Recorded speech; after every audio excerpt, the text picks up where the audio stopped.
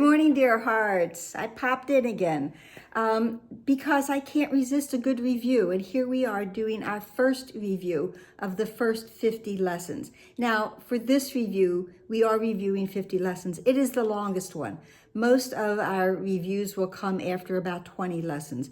But the first 50 lessons really give us the full foundation of this course and of this workbook. My opinion, no one else I know has said that, but we will weave together and weave into the lessons yet to come very often what we have learned in the first 50. So there's geese outside. See, nothing much has changed. So, except my glasses. Beginning with today, we will have a series of review periods. Each of them will cover 5 of the ideas already presented, starting with the first, ending with the 50th. And there will be some short comments after the lesson is introduced. The practicing is in the morning to cover all 5 lessons, read them, and devote a couple of minutes to practice each one individually. However, if one of the lessons seems to call to you more than the others, spend a little bit more time with that one. But by the end of your day, make sure that you have covered all 5 of the review lessons that we have for the day. There's a central point. It says it's not necessary to cover the comments that follow each idea literally or thoroughly in the practice periods, but try rather to emphasize the central point. And the central point, I started this a few years ago in doing the videos for the review, especially this one. I've linked them all to usually one word because they all deal with one word. That is the central point. This is emphasized for practice periods at your stage of learning. Oh, we were just told, do the lessons with your eyes closed, okay? After you've read the idea, the comments, exercises should be done with your eyes closed and when you're alone in a quiet place if possible. And this is necessary for our stage of learning. If this is your first time specifically going through the course, it would be necessary, however, that you learn to require no special settings. That's really important in which to apply what you have learned, because we're going to take this course with us where we go, just as God goes with us wherever we go. And then we are going to be able to apply the practicality of this course to wherever we are and whatever situation we are in. You will need your learning most in situations that appear to be upsetting rather than those that are already calm and quiet. The purpose of your learning is enable you to bring the quiet with you and to heal distress and turmoil. This is not done by avoiding the stress and the turmoil and seeking a haven of isolation for yourself. So basically, don't go to that mountaintop. Don't go into that cabin in the woods. Don't encave yourself in your room or in your home. You want to learn this course. We want to learn this course. We want to be able to apply this course. We want to use this new thought system that we have been given. But we cannot do that if we separate ourselves from everything that's going on around us. It's important to apply this to everything that's going on around us. You will note for the review purposes that some of the ideas are not given in quite their original form. And it also has told us that, there's no limit to the peace that we have within us, and peace is everywhere as we are. The first 5 lessons, the one word that links all of them together is judgment. Each and every one of them is about judgment. The other thing that's different is that they are now written in first person, so we can really own them even more than we have in the past. So nothing I see means anything. The reason this is so is that I see nothing and nothing has no meaning. And it's necessary that I recognize this, that I may learn to see what I think I see now is taking the place of vision, and I must let it go by realizing it has no meaning, so that vision may take its place.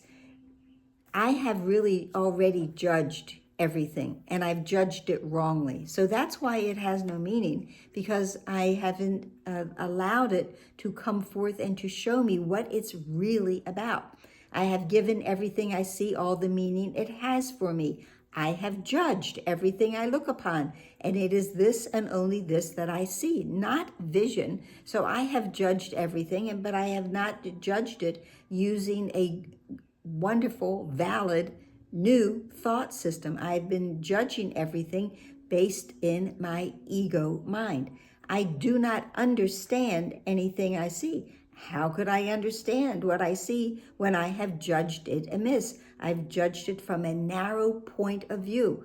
I have no foundation for the thought system that I have been using, the ego thought system, because the ego system has no foundation. There's nothing in the ego thought system that can ever hold up. So there's no sense in trying to understand it, but there is every reason to let it go and make room for what can be seen and understood and loved. And that I will find out when I am ready to shift my thought system, let that one go, and allow the thought system that I'm being offered to take its place. These thoughts do not mean anything. And of course, I used my thoughts originally when we did the lesson, but as we know, we're going to have that lesson also, the same lesson. This is an important lesson and it will be repeated. And the next time it's repeated is that my thoughts do not mean anything. So these thoughts do not mean anything. And the thoughts of which I am aware do not mean anything because I'm trying to think without God. What I call my thoughts are not my real thoughts. My real thoughts are only the thoughts that I think with God. I have covered up all of the real thoughts with the ego thoughts, with clouds and walls and veils and curtains. So I'm not aware of what my real thoughts are, but I would like to uncover my real thoughts. So I need to let go of all of the ego thoughts that I have placed over them. I'm willing to recognize that my thoughts do not mean anything and to let them go. I choose to have them be replaced by what they were intended to replace. I want to replace all of the ego thoughts with the first thoughts that I ever thought with God in the very beginning. My thoughts are meaningless, but all creation lies in the thoughts that I think with God. So, and I am never upset for the reason I think, because I'm feeling guilty because of the judgments that I have made. So I'm never upset for the reason I think, because I am constantly trying to justify my thoughts because I have laid judgments on everything and everywhere. I'm constantly trying to make them true. I make all things my enemies so that my anger is justified and my attacks are warranted. I need to defend this false thought system that has come to me courtesy of the ego. I have not realized how much I have misused everything I see by assigning this role to it. I have done this to defend a thought system that has hurt me and that I no longer want. I am willing to let it go. So I'm willing to let go all of the judgments that I have placed on everyone and everything because I have not been thinking with God. I am willing to let all of my judgments go. That is the first 5 lessons in our review, our first review in the workbook. I hope that helped. I hope it made sense. I hope you're doing well. I miss the comments that I would get every day with the new lessons, live and in person. But I hope you're all doing well, and I hope to see you again in the not too distant future for another pop-in.